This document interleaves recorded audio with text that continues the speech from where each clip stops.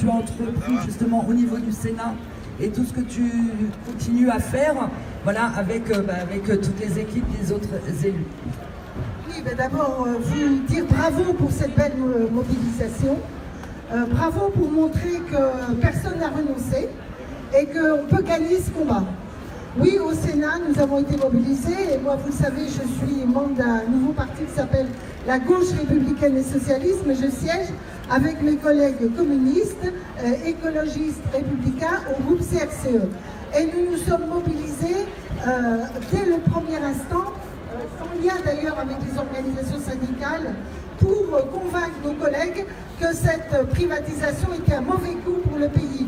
Non, la France n'est pas à vendre. Nos aéroports doivent rester publics. C'est le bien commun. C'est un outil d'avenir. C'est un outil qui permet à la fois de donner une belle image de la France, d'avoir des services performants, de respecter l'environnement et de défendre un certain modèle social.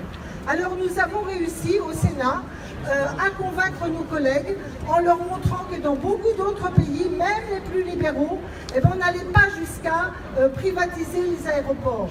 Et c'est uniquement l'obsession budgétaire et l'idéologie libérale de M.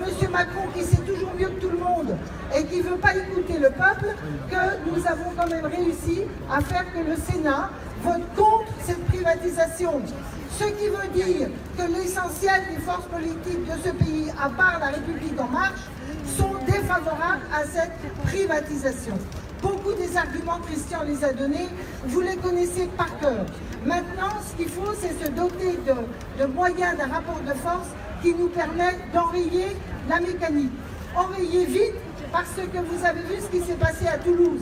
Déjà, M. Macron, déjà la privatisation, soi-disant, ça allait être génial pour le développement économique de la France et de la région.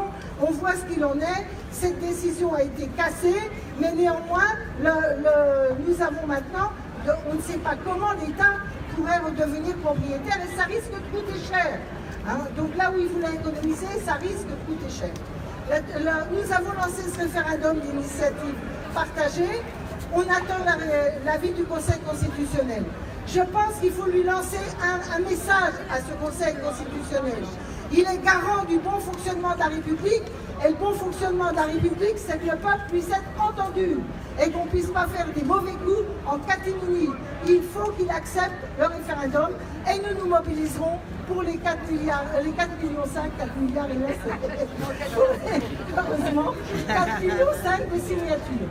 Enfin, même à supposer qu'avant qu'on ait fait ces 4 millions de signatures, il va falloir faire peser l'opinion publique pour que par derrière, il ne fasse pas comme à Toulouse, vendre d'abord, pour après, si le référendum a lieu, nous dire « Ah, c'est difficile, ça coûte cher, on ne peut pas revenir en arrière ». C'est maintenant qu'il faut les arrêter et il faut alerter l'opinion publique, l'ensemble de nos concitoyens, pour qu'on soit en situation de bloquer cette privatisation.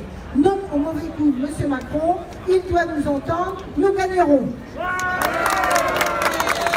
C'est vrai qu'en ce moment, on entend parler que de milliards avec